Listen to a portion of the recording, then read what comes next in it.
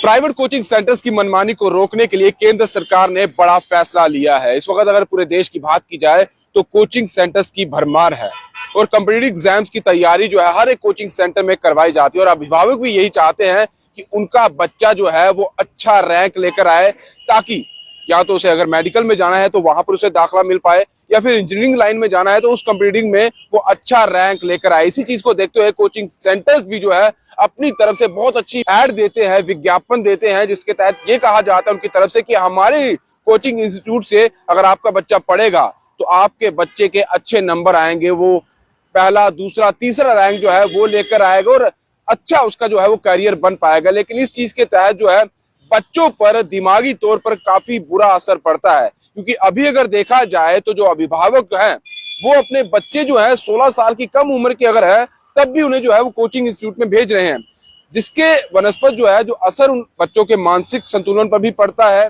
Mentally कहीं ना कहीं वो अपने आप को हरास फील करते हैं। साथ ही साथ अब जो खबरें सामने आ रही है वो यही आ रही है कि कई सारे ऐसे बच्चे हैं जो सुसाइड कर चुके हैं, कई सारे बच्चे जो है वो मेंटली जो है अपने आप को अनफिट जो है वो देख रहे हैं।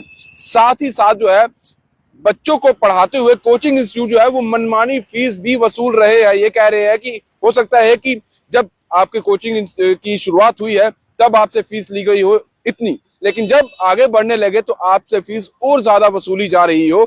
ये सब चीजें देखते हुए, क्योंकि केंद्र सरकार की तरफ से कहा जा रहा है कि हमारी तरफ बहुत सारी शिकायतें आ रही हैं, जिन शिकायतों के तहत ही हम ये फैसला ले रहे हैं कि अब किसी भी कोचिंग इंस्टीट्यूट में 16 साल की कम उम्र के बच्चे को एडमिशन नहीं दी जाएगी, रजिस्ट्रेशन जो है उसका नहीं होगा। और अगर कोई कोचिंग इंस्टीट्यूट ऐसा करता है 16 साल की कम उम्र बच्चे को 16 साल की कम उम्र के बच्चे को अगर वो अपने कोचिंग इंस्टीट्यूट में रजिस्टर करते हैं, उसे दाखिला देते हैं, तो उस कोचिंग इंस्टीट्यूट को 1 लाख रुपए तक जो है वो जुर्माना भरना पड़ सकता है और साथ ही उन पर और कड़े कदम जो है वो उठाए जा सकते हैं। ये इसलिए किया जा रहा है ताकि मनमानी फीस जो है वो ना वसूली जाए और तरह तरह के विज्ञापन देकर, तरह तरह की जो है इश्तेहार देकर जो बच्चों को और अभिभावकों को अपने साथ जोड़ने की कोशिश की जाती है, ऐसा रोका जा सके और बच्चों के जो मेंटल हेल्थ पर असर पड़ता है उसको भी रोका जा सके। इसी को लेकर ही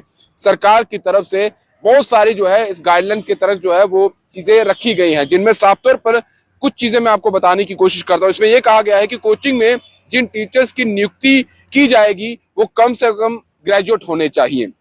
इसके अलावा रजिस्ट्रेशन जो एडमिशन की बात की जाती है उसमें स्टूडेंट के माता पिता से अच्छे रैंक या फिर अच्छे नंबरों की जो गारंटी कोचिंग इंस्टीट्यूट की तरफ से दी जाती है, वैसा भ्रम जो है वो पेरेंट्स को नहीं देना होगा कोचिंग इंस्टीट्यूट की तरफ से।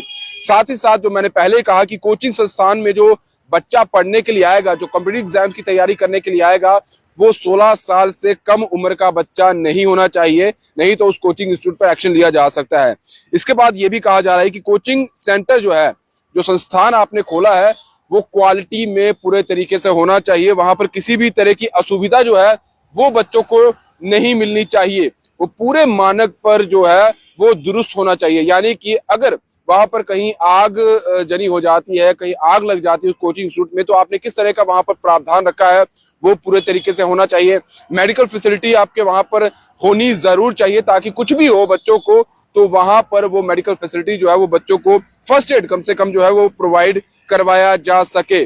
किसी भी ऐसे शिक्षक को कोचिंग में नहीं रखा जा सकता जो किसी नैतिक अपराध में दोषी ठहराया गया हो। यानी कि जो शिक्षक आपने वहां पर रखा है पढ़ाने के लिए, वो किसी भी तरीके से उसका बैकग्राउंड जो है वो आपराधिक नहीं होना चाहिए, किसी भी ऐसे आपराधिक मामले में उसका कोई लेना देना नहीं होना चाहिए। साथ ही ये भी कहा गया है कोचिंग सेंटर के पास अपनी एक वेबसाइट होनी चाहिए, जिसमें जो आपने टीचर रखा है पढ़ाने के लिए उसकी क्वालिफिकेशन क्या है, एजुकेशन क्वालिफिकेशन क्या है, वो उसमें बताई जानी चाहिए।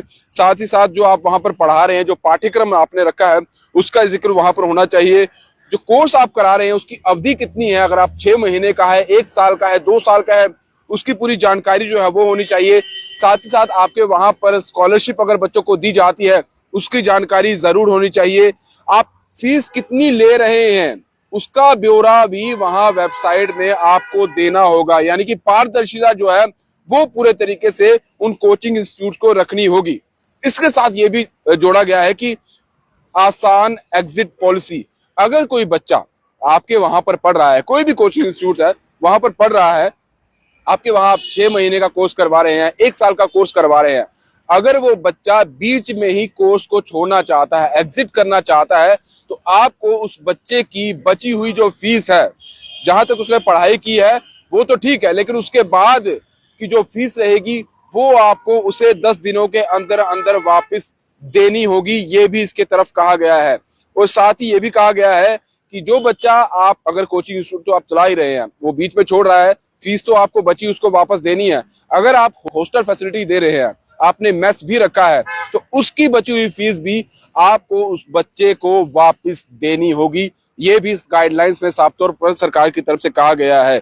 यानी कि अब बच्चों की बेहतरी के लिए सरकार ने साफ तौर पर कहा है कि अगर ऐसा कोई कोचिंग इंस्टीट्यूट नहीं करता है, आप विज्ञापन दे रहे हैं, आप ये कहते हैं कि हम आपके बच्चों को नंबर 1 रैंक ला कर देंगे, हम आपके बच्चों के अच्छे नंबर ला के देंगे, तो ऐसा अब आप नहीं कर सकते हैं। आपको ऐसा नहीं करना होगा। अगर आप ऐसा करेंगे तो आप कहीं ना कहीं फाइन के भागीदार होंगे और आप पर सरकार की तरफ से और कड़े कदम जो है वो उठाए जा सकते हैं। और साथ ही आपका सेंटर का जो रजिस्ट्रेशन है वो भी रद्द किया जा सकता है। ये सारे मानक जो है सरकार की तरफ से ही डिसाइड किए गए हैं और गाइडलाइंस जारी की गई है। साथ ही साथ ये भी कहा गया है कि कोई भी कोचिंग सेंटर प्रोस्पेक्टस आपकी तरफ से दिया जाता है, नोट्स दिए जाते हैं या कोई और मटेरियल पढ़ाई के लिए बच्चों को दिया जाता है, तो इसके लिए आप बच्चे से और ज्यादा पैसे नहीं लेंगे या अलग से पैसे नहीं लेंगे। जो आपने स्टार्टिंग में कहा था, जिसके तहत बच्चे ने रजिस्ट्रेशन करवाया था, अभिभावकों ने अपने बच्चे को कोचिंग सेंटर में भेजा था कि आपकी बच्चे की टोटल फीस इतनी रहेगी, तो बीच में अगर आप कहेंगे कि ये आपको मटेरियल लेना है, ये चीजें आपको लेनी है, ये पढ़ाई के लिए आपको बुक्स सेंटर की तरफ से दी जाएगी, तो उसके लिए अलग पैसे दीजिए, तो अब ऐसा नहीं होगा। इसीलिए कहा जा रहा है कि आपकी जो पूरी डिटेल है वो जो आपकी वेबसाइट है वहां पर जरूर होनी चाहिए। और अगर ऐसा नहीं होगा तो आप समझ सकते हैं कि सरकार इस वक्त काफी ज्यादा सख्त जो है वो इन सभी प्राइवेट कोचिंग सेंटर्स के खिलाफ हो चुकी है।